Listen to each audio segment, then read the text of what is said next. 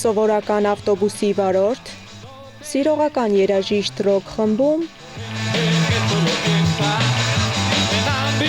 և մեկ քայլ դեպի մեծ քաղաքականությունը։ Նիկոլաս Մադուրոն այսպես դարձավ Վենեսուելայի նախագահ Չավեսի մտերիմն ու նրանից ժառանգեց նախագահի պաշտոնը։ Մի օր էլ Ամերիկայի Միացյալ Նահանգների դեսանտային ուժերը մտան սենյակ և անկողնու մեջ ձերբակալեցին նրան։ Սա Վենեսուելայի գերեվարված նախագահ Նիկոլաս Մադուրոյի կյանքի պատմությունն է։ Քաղաքականություն նա մտել է 1990-ականների սկզբին։ Մադուրոն աջակցում էր Ուգո Չավեսի ձախողած ռազմական հեղաշրջման փորձին և պահանջում Չավեսի ազատ արձակումը։ Այդպես էլ նա մտնում է ապագա նախագահի մտերիմ շրջապատ, իսկ 1999-ին Չավեսի իշխանության գալուց հետո դառնում նախ խորհրդարանի անդամ, ապա խորհրդարանի նախագահ, այնուհետև արտաքին գործերի նախարար։ Սահմանադրությամբ սահմանված նոր ընտրություններ են նշանակվում, և Վենեսուելայի Բոլիվարյան Հանրապետության նախագահ է ընտրվում Նիկոլաս Մադուրոն։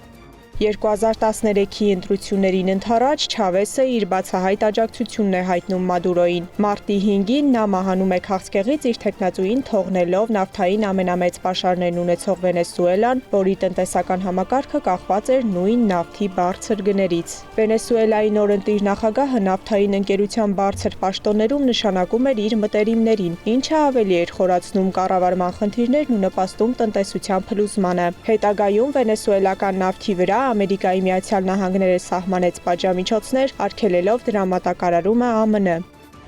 Մենք պատժամիջոցներ ենք հայտարարում Վենեսուելայի նավթային ընկերության վրա, որը պետականացված մենաշնորհային կազմակերպություն է։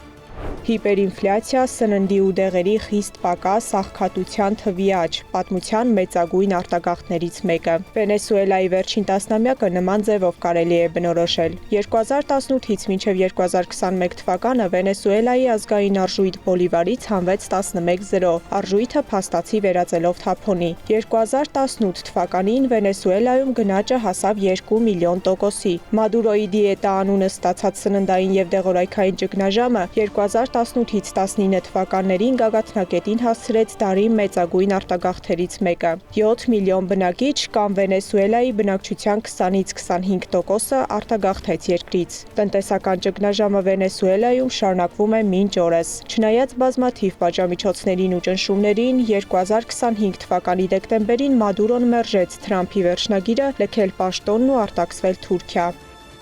2026-ի հունվարի 3-ին ԱՄՆ ուժերի հատուկ գործողությամբ նա կնոջ հետ ձերբակալվեց ու տեղափոխվեց Նյու Յորք։ Նրան առաջադրվել է թմրամիջոցների շրջանառության և ապօրինի արտահանման, նարկոահաբեկչության և կոռուպցիայի ու գումարների լվացման մեղադրանք, որը սակայն նա հրաժարվում է ընդունել։ Այսպիսով, Վենեսուելան լինելով մի երկիր, որ ունի հսկայական բնական ռեսուրսներ, այսօր կանգնած է անորոշության և վերականգնման անհրաժեշտության առջև։ Մինչ նրա ղեկավարը, նախկին ավտոբուսի վարորդն ու ռոք երաժիշտը, այսօր կանգնած է դատարանի առաջ և դարձել է պատմության արտասովոր ու հակասական կերպարներից մեկը։ Սեդա Գյուրեղյան, Նոնա Գևորգյան, Անդրանիկ Մանսուրյան, ABC Media։